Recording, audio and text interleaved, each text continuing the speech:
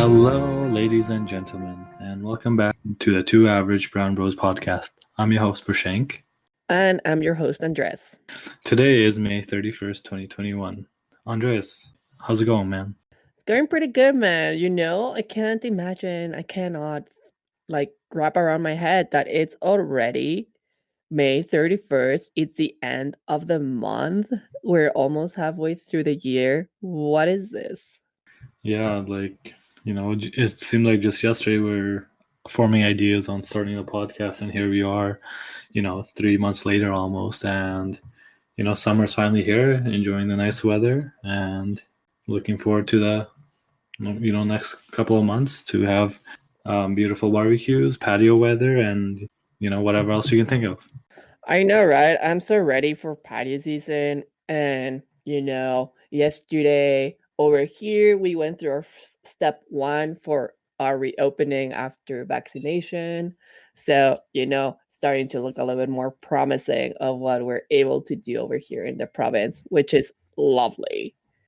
Yes, like we started this podcast because of the pandemic, and now that I'm not gonna say it's completely over because we are fortunate in Canada to have our vaccines come pretty steadily, whereas some of the other third world countries and second world countries haven't really even started giving theirs out, or even Australia and New Zealand, they're still a little bit behind because they didn't order as much vaccine. So we're definitely lucky here. Before we know it, we'll be going back to our old ways. I know. I'm so very excited. And talking about vaccines, last week, my parents got their first dose back in Mexico. So I am pretty happy for that, knowing that my parents are vaccinated. At least their first dose is pretty good news because then for me, it at least means that the holidays might be a safer time to travel back home and visit. Yes, that'll be nice because you haven't gone home in a while. So I think once you're vaccinated, they're vaccinated, I think your first trip will be back home. Oh, absolutely. Like, I'm so ready to go back home. And I mean, it will be during the winter, so it wouldn't be the best. But maybe I can persuade my parents to go somewhere. I think, whatever you decide, it'll be nice to be with family again. I know, that's the biggest thing. So, how was your week, So Prashank?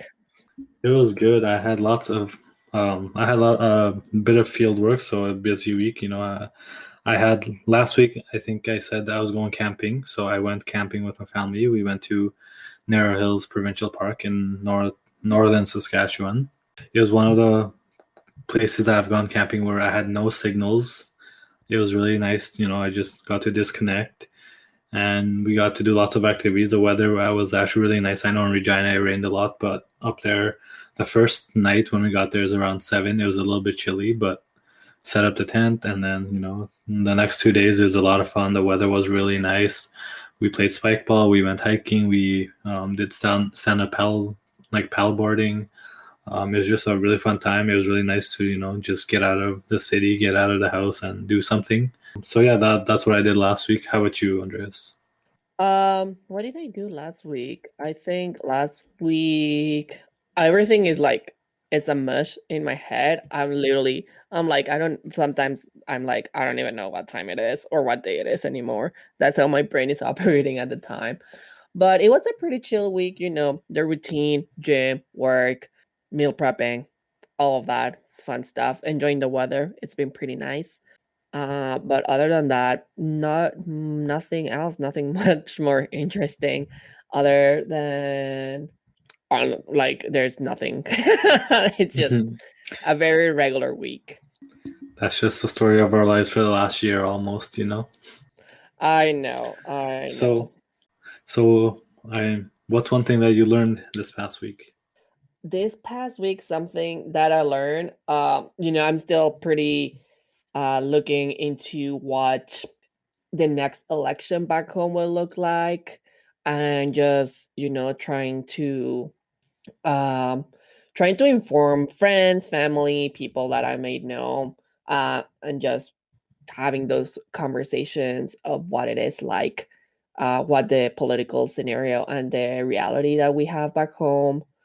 Not gonna lie, a little bit nervous of what the results might be, especially given our lovely president. The Economist came out with, they have different versions of their magazine depending on the region. So for the Latin American region, their cover was about our president because they know the weight that these next elections have, and they call her the false messiah because when he campaigned to be to be president, he made all of these promises, and a lot of people were like voted for him and didn't really think about what it was. Like people were tired of the other political parties, so they're like, let's have a change. But then, of course, we all knew when like everyone who made an educated voting a decision 3 years ago, yeah, 3 4 years ago, we knew the reality of who he was, and now we're experiencing all of that, and learning of all the impact that he has done to Mexico in terms of economy, social programs, societal like everything. There's just been 3 years of a terrible government. So doing a lot of that learning, and hopefully people are able to make good choices, and I really hope I could be back home to cast my vote, because I cannot even do an absentee ballot. So there's that. How are you, Bishang? What's something you learned this week? I'm sure you read on CBC or CTV, but recently in Camp Loop, they found buried remains of 215 children at a residential school. Obviously, that's a heavy topic, so we won't go into full detail about that right now. But I think that's for a future episode. But Oh I yeah. did some reading on residential schools and the harsh realities of them, and how they were First Nations people were just treated so badly by settlers and settlers of Canada, and just white people that moved into Canada and tried to overtake their culture, and like children put them in residential schools. So it was just reading that, like we talked about this a while ago, how racism, we mostly see it in like America, but like it's still a thing in Canada, right? And residential school is one of the biggest examples to this day in Canada, how the First Nations are treated so poorly and were treated and still continue to be treated poorly. So I know we'll delve into that into a future episode, because I want to do more readings on it. But I think it was a pretty sad read. And like when I read that on the news. Yeah, no, it is just astonishing. Like it is something that you hear about and learn about, but it's not really in the upfront, especially as an immigrant. You don't really know about it until it shows up on the news or people talk about it. But definitely shocking and sad of like these things, these things happen. But like you mentioned, we'll talk about it later. Exactly. So from that, sad beginning, I guess we're going to move on to the featured topic for this week. And since last week we talked about summer and fun stuff, this week I figured we'd talk about our university career paths, continuing on to our actual career paths, and see what both of us want from our careers. Absolutely. I think that's a fun topic so our listeners can get to know us a little bit better and know a little bit more about our professional journey. All right, Andreas, so where did you begin? Where did I begin? Well, since for my university career, as you know, I came to Saskatchewan to study a degree in biomedical sciences. Initially, I was planning on doing my degree in micro and immunology because that sounded pretty cool. But as I started taking more classes and everything, I got interested a lot more in cell biology and really getting to know how our cells work and all the nitty gritty of how our body operate on the very cellular and molecular level. So I ended up doing a cell biology and anatomy degree. During all of that time, throughout my university experience, as you know, I was involved also in residence, like in the dorms, being an RA, and then 2 years being a senior RA. So that also, in a certain way, kind of like portrayed to me and shown me the reality of what society looks like, and like the struggles that people might face going through university, and just in general the struggles that they might come with into university, and the struggles that we develop throughout university that could impact us later. So for me, kind of like having that, both of those sides, having kind of like a social side to my university path with a science side with mine. The idea, like before that, before in high school and everything, the idea of like medicine or health really didn't play into my mind. A lot of what I wanted to do was research. I wanted to become a scientist. I wanted to do my own experiments, and all of those things, have my own lab. So that's kind of like the initial goal that I came with. But as the years passed and the more I encountered different situations and struggles from different people that were close to me, and learning more about the brain, I really draw a lot of more attention to myself, and I started being more interested in was our nervous system and all of that. So then I started to draw a lot more attention of kind of like, how our challenges and our struggles have an impact in our brain chemistry and all of that. So that kind of like took me to a path of how can something that I can understand in scientific terms, how can we translate it to social policies? How can we translate it to the day-to-day person, knowing that this is having an impact on us at a very cellular or molecular level. So that's when I started to get involved a little bit more with health, but from a social perspective. But for me, it was always with like the science background. So in a certain way, a lot of kind of like what my career from university until where I am right now was combining a little bit of kind of like what I was learning in the science world. How do I translate it to a social way so then I can apply it in real life? So that's a little bit more of the path I took, and kind of like the path that I decided to take on. Uh, and always, I think for me was always the idea of like helping people. So that's kind of like where the thoughts of like going to medicine or the research that I wanted to do was in order to help people, not just doing research in terms to get to have more knowledge. It was research to find cures, to find treatments or something to help people. So at the end of the day, I feel like the goal is still the same. It just has changed its shape and form a little bit to kind of like accommodate everything that I've learned so far. Uh, I would say, like, even though I sometimes dread that, it's like, oh my God, it's been such a long time. But professionally, in like my short professional life, that's kind of like where my goal is, and kind of like where I'm heading. How about you, Vishen? Where does your professional journey start? So mine, when I was in high school, grade 12 in Canada, I applied to civil engineering and then sciences and then aerospace engineering. I got into everything and I was almost going to go to aerospace engineering, but then, at that time the market wasn't the best for aerospace. And even now, like, it's a very harsh market for aerospace because it's so focused. Yeah. And then, so that led me to, just do sciences at the U of R for a year. And then just to see how I like sciences, if I want to do a long term, what I could do with it. But then after a year, I decided, as much as I like it, I don't think I could do it for the rest of my life. And so then I eventually transferred to the U of S to do civil engineering, which, the main reason I wanted to do aerospace, before that first year was because I love airplanes, airports, and airplanes. Everything about them, whether it's just looking at planes take off and land, or the actual the passenger movements, the baggage movements, all that. Like, I find all that super cool. And then Mm-hmm. aerospace, I guess it doesn't really deal with the interior, but mostly the planes themselves. But then when I transferred to civil engineering, it led me to like transportation planning or airport planning, which I've wanted to do. So then I did civil engineering with a focus of transportation engineering and some structural engineering in my fourth year. So then, since then, as you know, I've been working at an engineering firm for the last 3 years.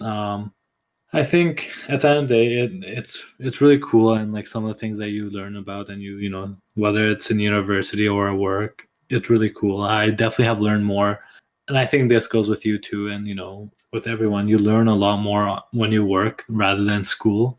Yeah, oh, absolutely. Like, there's even things like that you learn at like in school, but like you're like, how am I gonna apply this to the working environment?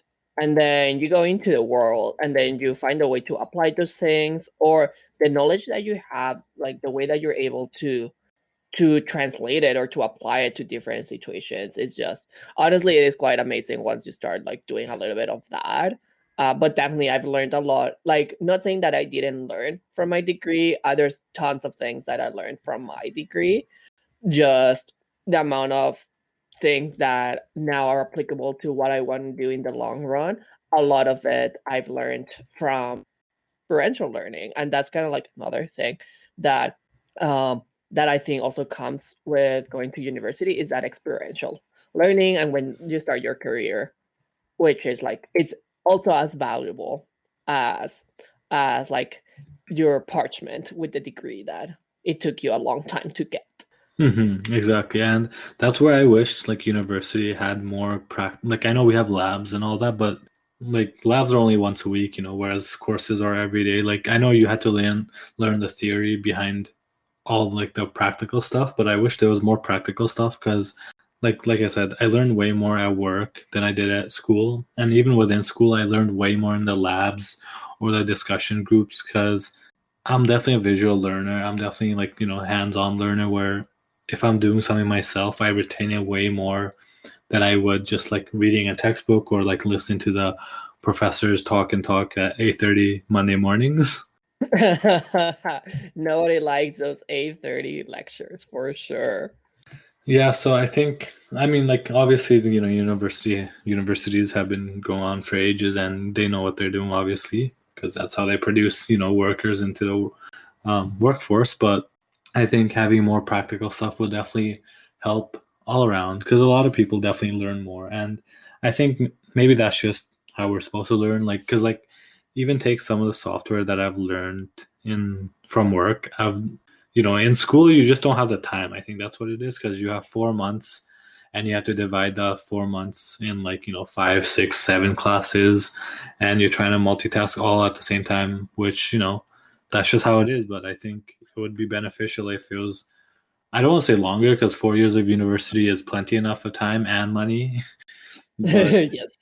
I think if there was a different way to like learn everything or like even focus a little bit more, because like I mean, I know it's a fundamentals and you have to learn like Calc 1 and Calc 2 and Calc 3 and Calc 4, but like especially nowadays with the 21st century where you do all math within the computer or you have Excel sheets or you have like, formulas, references, like I think it would be more beneficial for universities to slowly, like not even slowly, like fastly, swiftly move into a technological based study, if that makes sense. Oh, it does make sense, especially like I understand, like for example, like with calculus, let's just keep on taking calc because at least over here, almost everyone has to take calc.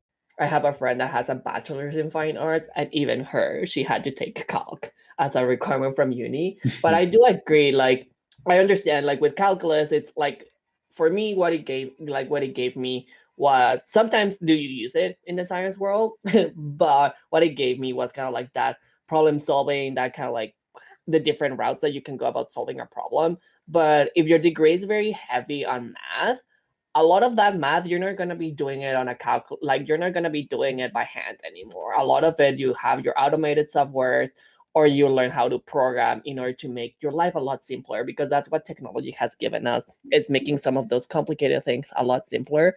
So learning how to program, I don't know, in Excel, I think it's a lot more beneficial than having people memorize the 15 formulas of calculus. Like Yep. does everybody need to know how to derive all of that?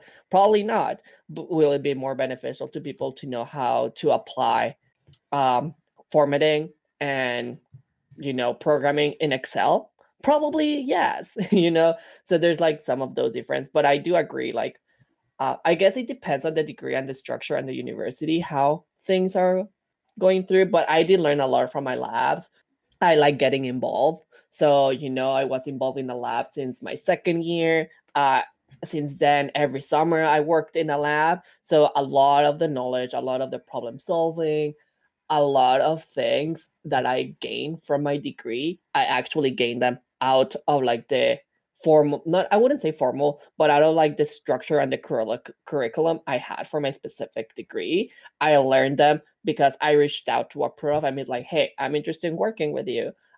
Is this an option? And then a lot of things from interacting with postdoc, PhD students, putting myself as like developing your own projects at in an undergrad level, and like as a second year being thrown by your supervisor and it's like, okay, write your proposal for your summer project. It is scary, uh yeah, which I'm very thankful for. But as a second year in university, having to write a scientific proposal for the first time by yourself, it is it is a daunting task. And then, of course, you want the best, and the supervisor wants the best. So, of course, when you get your edits and your review back, you're getting them as like if you were a master's or a PhD student. So, some of those times, I'm not gonna lie, some of those reviews really hurt, and I still remember them because it's like, oh my God, am I even gonna be capable of doing this? But because of that, like you're able to like I was able to get a lot more life skills when it comes to the things that I did that way. Um, and then continue to apply them in my current, like right now, in like being involved in a little bit more in still in like the dorm system and everything, but with students. But it gave me a lot more when it comes to developing projects, developing proposals, once again for those social programs in order to benefit health for everyone. Yeah, so that it is what kind of like what I got out of that university experience, and then how I started transitioning into things. So from your perspective, how has been your transition between, you know, you did your degree, you finished it, and then you're entering the workforce. How has that transition played out for you?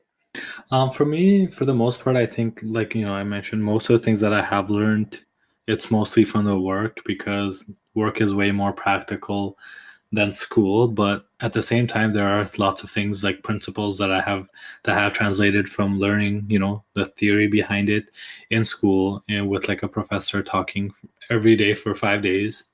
And seeing that in the work, it's like, oh, that makes sense now, that makes sense, as you work more and more projects, it like things like start to like take shape and where you learned it. What I do wish, like, you mentioned it, what I do wish that they would have taught us more, or maybe that's on me because I should have taken other courses, but then again, in university, courses take money, like not everyone has money, pay for additional courses. But I wish I would have been taught more how to write better, because especially for engineering, we only have like one or two English courses and one professional writing course, but they're mostly like, I don't think that really translated to my work now, because whether it's writing a memo or like a report or a proposal for clients, like real world clients such as the government agency or private like owners, it is daunting because you're gonna have to write everything. And I mean, sometimes work does help you, and because they give you templates and stuff. But if the general idea is lost, if the general idea on how to write a memo precisely and not just ramble on and on is not there, it's like it's not going to improve anytime. And I think some companies, they do give you training in that, and which is really nice, and that's how it should be. But I think if that was a foundation in university, I think I would have been a lot better off, and not just taught how, calculus, like going back to the calculus example, some of the things we focus on calculus was ridiculous. Like you had to find, the answers would be up to 10 decimal places. I mean, makes sense because engineering, if you're building a bridge, even if you're off by 1 millimeter, there could be some big consequences. Or if you're like a aeronautical engineer and you have to design some sort of spaceship or rocket ship, and you're off by a little bit, you have to have the tiniest, like literally no margin of error, pretty much, right? So it makes sense. Mm-hmm. But like at the same time, there's some things that I wish that was more focused. I think it could have been focused on other things rather than some things. Oh yeah, absolutely, and it's part of that once again. Like you mentioned, like the degrees, like they focus on like what you need to know on the technical sense, but I think there should be a little bit of a shift of culture also into like what are some of those life skills, because not everybody is innate to them. And honestly, some people might be amazing at what they do, right? Especially like being involved in the science world. Some people might be amazing at being a scientist. They might be amazing at the field that they're in. But when it comes to, like you mentioned, like, like you're good at, like, there's different types of writing. So but when it comes to like, a little bit more of like developing things for a business and things like that, sometimes people are not the best. Or like when managing people, like, I mean, there's professional development for management and all of that. But I think it's something that everyone should be taught, like classes in leadership, classes in a little bit of a business style, because that's at the end of the day kind of like where things are leading, no matter in which field you are. Those are life skills that you're going to be able to translate into other things as we move on in life. So I think there needs to be a little bit more of that change of culture in in like the university degrees, or even all the way back to high school, things that people should know as basics like taxes. So Yeah, and like I think that's one thing that I've realized more and more as I start to work. As much as I enjoy engineering, sometimes I wish, like, sometimes I think back and wish if I what if I did something else, because I'll be honest, I don't want to be stuck behind a desk my whole life, like 8 to 5, Monday to Friday. Like I want to do other things, whether it's, start my own company or like join, other people in starting a company or like open a restaurant or something. Like I wish I had like expertise in other things as well.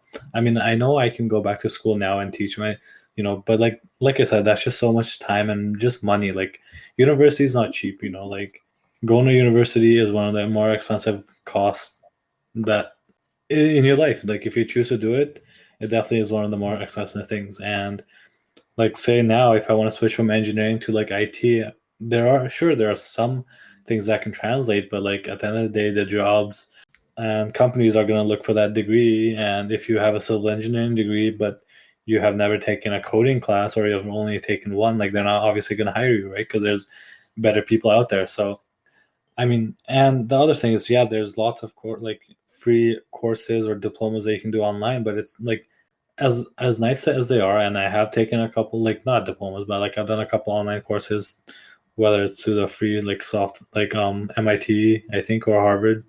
They have like free courses that you can audit or just like watch and do stuff. It's not the same as a university degree, right? Like a university degree, 4 years, you pretty much live, eat, breathe whatever your degree is. Like for me, engineering, I did that for 4 straight years. And so like, but if I want to switch from that to, say I want to do accounting, like I have to go back to university and learn the whole thing again, or like, unless I'm missing something, unless someone's figured out how to do a complete switch, I don't like, I wish universities were more general where you could take a little bit more, you had more freedom to take a little bit more classes outside of your main major. So then if you didn't, and like, say like, I know I'm rambling a little bit, but here's another example. Say you're in like third or fourth year or even fourth year and you decide, hey, I don't want to do engineering and you want to do arts, like you have to start all over. But if you had like a foundation first and second year where you could have taken a little bit other like wide variety of courses, I think that would be very beneficial, because a lot of people do drop out of like their major after the first year, second, third, or even fourth year because they think it's boring or they think they can't do it. And like there's so many reasons for it.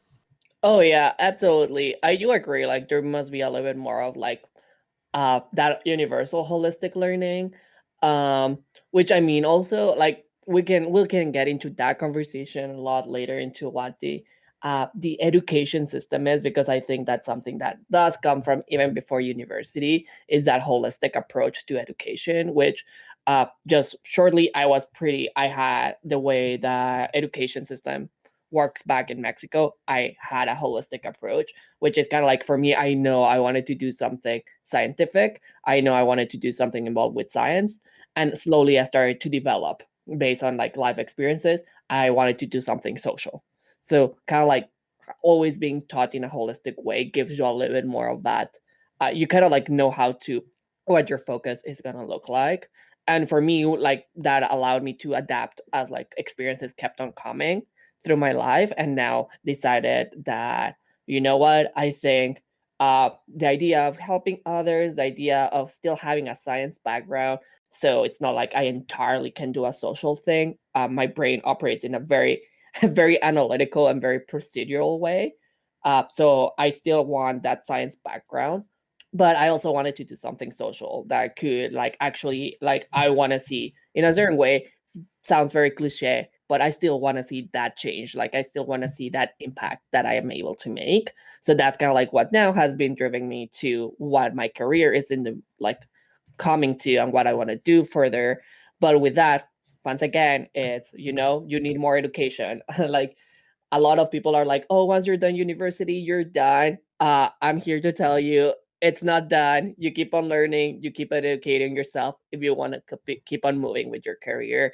There's a lot more learning that you have to do. So in my case, that means I need to get a grad degree because the thing that I want to do, it's more specific.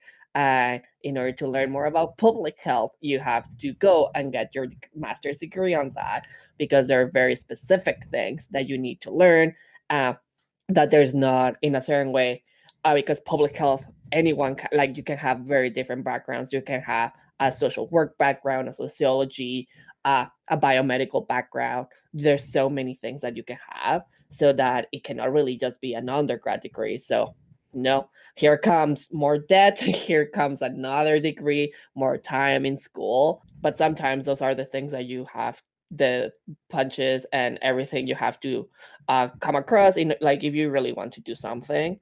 But I do agree, it's just, especially in North America, like in Canada and the United States, university is one of the most expensive things that it's out there. But at the end of the day, is it worth it?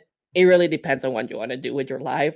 So in my case, it is worth it because I do, in a certain way, I do need that piece of paper. And in order to do a grad degree, first I had to have an undergrad degree, and I need to have the foundational things.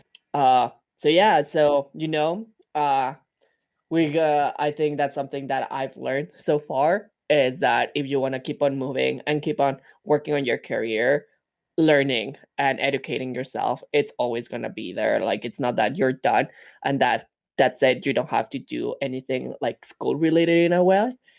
Every time you're still doing school, it looks different as a professional. Either that is going to a conference and learning, or going to a professional development course, or taking management classes. uh, there's still more learning to come your way. So school doesn't end up after your like university or college. It just looks different as we continue to move on forward. Yep, I think you're right. The learning never stops, and no matter what you do, and no matter how you go about it, I think and that's the thing. You don't even have to go to university to learn, because like I know so many people that have amazing jobs, that didn't go to university, because their circumstances or whatever, and they're really happy, or people that go to community college and do amazing work afterwards. So it's like it's really up to you and your situation on how you want to advance yourself as a person, and as like obviously you can stay home and take care of your kids if you want to, or take care of your family in other ways, but majority of us, or a lot of us, need to make money, right? Whether it's to buy a house, have a shelter above our head, to buy food that we can eat, we need money. And at the end of the day, that piece of paper does help, and it is a big investment. Like you said, it's one of the more expensive things that you can invest in, besides a house, or even a car. But I would say in some, like in the US, colleges, universities cost more than some cars. So definitely one of the most, you know, it will put you in the negatives unless you're smart or you're a genius, you get a scholarship, or you're athletes and you get those scholarships. But like for the average, normal, everyday person like you and me, it does cost a Hmm. lot, and we do have to pay out of pocket or take loans and pay those back. So I think at the end of the day, do what makes you happy and do what is you think is right for your future. And just because we talk about university, you don't have to do that. You can go to a polytechnic school, you can go to community college.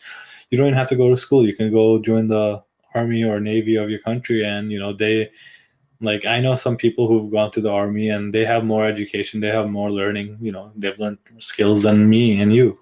So there's so many ways to learn, and university is just one of them. Yeah, and that's the thing, is just knowing in a certain way, knowing what you want out of it, knowing where you want to head, and what you want for your career. I think that's a better question to ask yourself, is like, why do I want out of a career? What do I want to like get out of, like, from my adulthood? Sometimes the question can be daunting, but honestly, I think that's a better question than asking, what do you want to be? Because that's a lot where we encounter a lot of that, like, oh, I want to be a doctor, but people don't know like the reality of what a doctor is gonna be. They just want to be a doctor because it's been portrayed on the media so many times. Or I want to be a lawyer, but they don't know what it entails. They don't entail the amount of work, the amount of time, how much you have to invest in order to be able to get to those things. So out of those things, I think a better question is to ask, what do I want out of a career? What do I want to do in terms of me? Where do I see myself? And then from that, start tailoring a plan. Either that is going to university and then getting a professional degree, or like you mentioned, going somewhere else. Uh, as long as you know what you want to do in that way, then you're able to tailor it to how you can make it work for yourself, and just carry on with that. And I think one of the other biggest lessons that I've taken from life is, you know what, just take the risk. Sometimes those decisions might be a little bit daunting, but honestly, take the risk of, like, if you want to do something and you know that's the right thing for you at the time, take the risk. If you don't take a risk, or if you don't step outside of that comfort zone, it's going to be very hard for you to be able to accomplish a lot of your things, because honestly, a lot of growth happens outside of that comfort zone. So I would say, right, like in my case, if I hadn't decided at a very young age that I wanted to study abroad, I will still be in Mexico doing something different. But I took a chance and I took the risk of leaving everything behind. And now on my next chapter, as I move forward into a career in public health, I've called Saskatchewan home for 8 years, but I'm taking the risk of some going somewhere else now. Uh, Someone that it's in a certain way it's new, but not really new, because I know people there, but it's still a different environment that I'm going after 8 years of being somewhere. But I know I have to take that risk, if in order, or like to take that chance in order to keep on growing, in order to keep on moving on with my career. And that's, I think, a better lesson to take, is sometimes those decisions are hard and they can be challenging, but just they're really worth it. Yeah, I think that's one thing that, it's a good point you brought up. It's do what makes you happy. Like, I think a lot of people go into medicine or lawyer, like you said, for two main reasons. I mean, there are people that generally want to do that, but two of the main reasons people do those things is because the money is amazing, right? Like, obviously doctors make a lot of money, and same with lawyers. And the second is because their parents tell them to do it. And I think both, like, yeah, like, especially us for immigrants, it's really it is relatable because a lot of our parents want us to be, doctors or like engineers or like all this, all that. But at the end of the day, if you want to be a musician, try that. When you're young, that's when you can take most of the risk. Like when you're later in life, when you have family, taking those risks is hard. So you'd rather take those when you're young. Like if you want to go be an artist, go do that for a couple years. If it doesn't work out, then try something else, right? Like a lot of people think you have to have your life planned out by the time you're 24, 25, but not really. Like at the big picture, that's still pretty young. And even if you have to go back to school after 24, 25, 26, like that's perfectly fine because you're still young, and it's a lot harder to do later in life. So like doing what you really want is, I think, one of the biggest advice that anyone can listen to. And don't just like, yes, people are, your family, your friends are going to give you advice, but at the end of the day, you're going to be working for the rest of your life. Like, yeah, you can be lucky. You can be a millionaire. You can win the lottery. You can come up with the next Facebook and become a billionaire, or like, Flappy Bird and become rich overnight.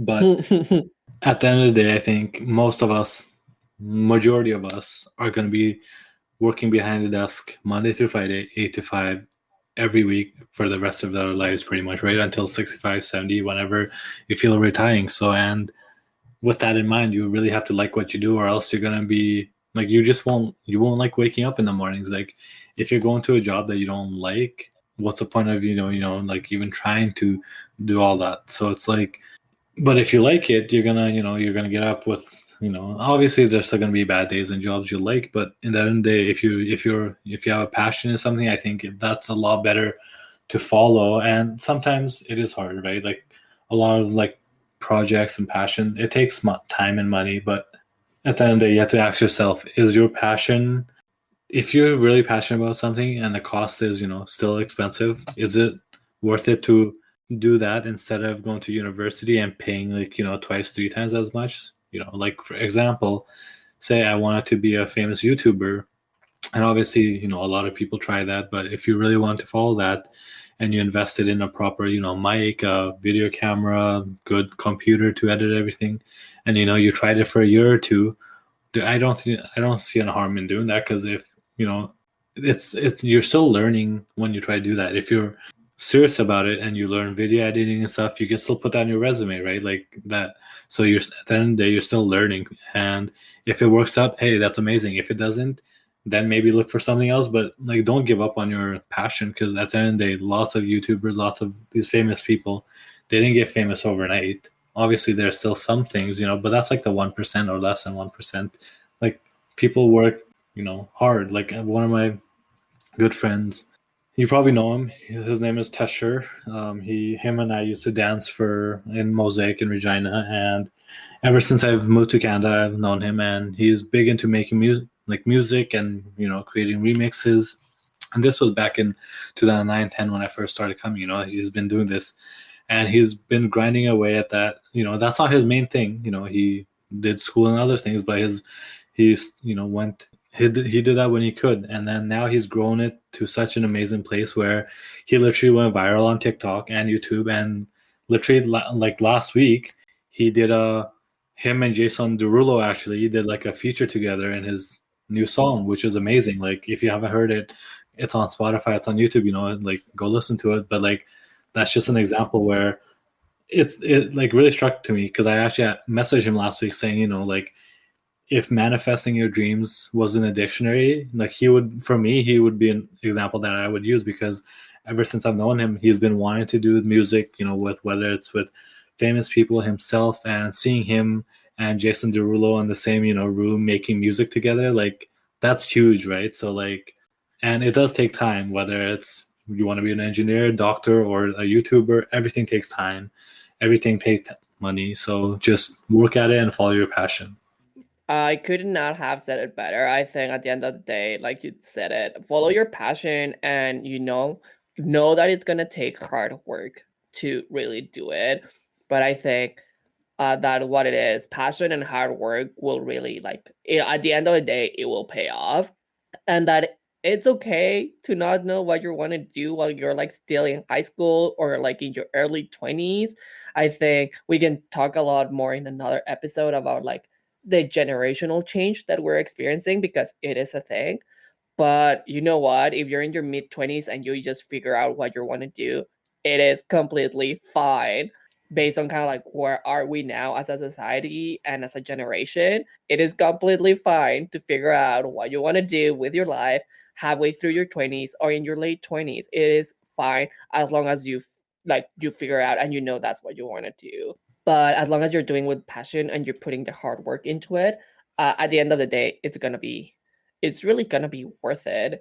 And because then what you're gonna do for work, yeah, it might feel as work from time to time, but then you don't really will feel like it's a hassle. You don't really feel like, oh, here we go again. Like, yeah, sometimes it might be tough to wake up early to go to work, but if it's something that you're doing that you really like, then it's not going to be as heavy as you will expect it to be. And I think that's a big difference between doing what you like and what you're passionate for compared to just doing work in order to earn money, and knowing that, like I said, hard work will pay off at the end. like, yeah, there's some ways to make easy money, but a big lesson that I learned from my grandparents is that comes easily can go away pretty easily as well. So don't like I would say one of the big lessons I've learned also is don't be tempted a lot by that easy money, because I want either it can get you in trouble, or two, it can in a certain way do something for you in the long run, and at the end of the day it can go away pretty fast because it came it came in easy, and same way it can go by pretty fast. Whereas hard work, you really put effort into it, that you're gonna grab to it as tight as you can in a certain way, and you're gonna do everything to not let it go. So that's Yeah, and that's like I know this is already getting a long podcast, and but like two things that you said that stuck out to me was not knowing what to do. Like I'm 26 right now, and I'm still like completely unsure of my career path. Like right now, yes, I'm in engineering. I do engineering work day to day, but like in the long term, do I want to do engineering long term? I have no idea. Like and I think that like no one really knows what they're doing, and like at that, like I talk with my parents and my brother about this all the time. We just want to make money, right? Like money is what makes us go around. If we won the lottery tomorrow, we'd all quit our jobs and just do whatever we want. So I think not knowing what you want is just a part of life, and no matter how old you are, that's just I think people just put up with it because they need the money. Like you see 55, 65, 75-year olds still working because they need to pay off their house or their car. And I mean, that's a conversation against capitalism, and I could talk about that forever, but that's not today's topic, obviously. But Mhm. at the end of the day, I think no one really knows what they want. Like, yeah, there are people that say, "Oh, I want to be a doctor because I want to help these people," or "I want to be a lawyer because all these people have been wrongfully jailed and I want to help them." There are those people, but like for me, like I said, I honestly don't know what I want to do 10, 15, 20, 40 years from now. So life is just a learning process. And then next thing is don't be tied. Like similar is don't be tied to the money, because you know what, money comes, money goes. And don't get me started on the whole capitalism thing. But like at the end of the day, money does make the world go around. But I think there's more to life than just money. Like I know, there's so many people that just save their whole life, and for what? Like life is just so uncertain and short, but you'd rather enjoy your time, and if you don't enjoy what you do, like you're definitely not going to enjoy life, like you're going to be working, you work, 60-70% of your week, like if you work 8 to 5, you come home, you eat dinner, and then you only have a few hours before you need to sleep. So like work does take majority of your time, daily time. So you got to definitely enjoy what you like and not just follow the money. Yeah, no, it's things like that, and understanding, like, yeah, even though like you might need the income in order to be able to pay for things, uh understand also that you're not tied to something, and you don't know, like, something that I've learned also throughout my career, like my short career, the little couple of years that I have, is that you're not tied to anyone. So if you need to move, you can move. If you need to search for other opportunities, you go ahead and search for other opportunities. It is okay to be selfish when it comes to your career. At the end of the day, you're the one looking out for yourself. And yeah, money is a big part of our lives, and we've already talked about it. So if you want to listen to us talk about money and what we think about money, shameless plug in, go listen to our money podcast. Um, so yeah, with that, I guess Andreas, let's bring it back to the topic of hand. What's next in your career path? Like I know we just said we're not sure what we want to do, but what are your goals for the next 10 years? So beyond that, for me, like I mentioned in our last episode, I'm moving to Montreal to pursue my grad degree in public health. So that's what my career is looking like. I want to have a career in public health, especially a lot more into mental health and the cost and how it impacts us not only individually but from a public health perspective and as a society. So in the long run, more than 10 years and everything, what I really want to be doing is being able to develop some of those social programs in order to address some of those inequities and accessibility problems that we have with mental health.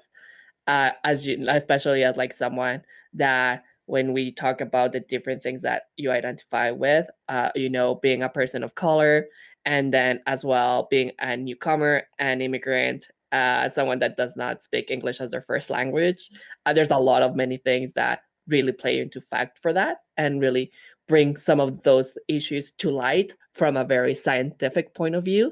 Because once you present people with real numbers and real data, there's no way to argue with some of those, though people find ways to argue with anything. But there's like the information that's being presented. So being able to develop that not only in Canada to like in order to help minorities and underrepresented communities, but also being able to bring that conversation back to Latin America, back to Mexico. Because if anything, we're privileged here in Canada to be able to talk about it. There's still work to be done, but it's not as much work that needs to be done in other countries. So in the long run, that's something I want to do, is being able to have the same level of access, the same level of resources, being able to consult bigger associations, government, and all of that in Latin America, in order so that we can make an impact and make a difference in the mental health of the Latino community. So that's on the long run, pretty ambitious, but I am that person that has pretty ambitious things in mind. How about you, Brisheng? What is your career? What are you looking forward like professionally in the next couple of years? Honestly, going back, I really don't know. Like right now, I am working for engineering, and I want to do that. But in the long run, I think one of my goals in life has always been open a restaurant, and I really do want to do that. I mean, obviously, I don't think that'll be my full time until it takes off. I think so. In the next 5-10 years, I really do want to open a restaurant, maybe a Nepali one, maybe like a fusion one. I think that'd be really cool, and it is a big investment, right? Like opening a restaurant, like especially the first year until you like establish yourself, it is really hard to do. But I think that would be really cool. And in the long run, I honestly don't know what I want to do. Like I love engineering, and it is a lot of fun because you see the practical things in life. Even right, like in the last 3 years, when I've done like small things, whether that's bridge inspections, culvert inspections, planning projects, and I go on site and look at the, changes or like the bridge rehab that we did. It's pretty cool to see that, hey, I worked on this project, or hey, I've done readings on this project. So I think I really enjoy that aspect. In the long run, what do I want to do? I have no idea. That is completely fair. And hey, if you do open up that restaurant at some point, I'll definitely go in and give it a try, be a loyal customer because I love food. And we've talked about it before, but honestly, any kind of food, sign me up. I'll try it, and I'll be down to, if you need to do some testings, call me out. I'll help you out to this, like let you know if it's good or not. You'll be the first one to know, man. Perfect. Love it. All right, so we'll wrap up the episode for this week right there.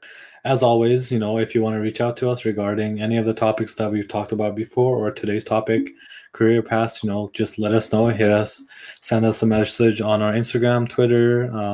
Tell us your thoughts. Tell us what you wanted to do, if you follow through with what you wanted to do from high school, or if you've changed career paths, or if you have different opinions from us. You can reach out to us at the Two Average Brown Bros podcast on Instagram and Twitter, or you can reach out to us individually on Instagram or Twitter or literally anywhere.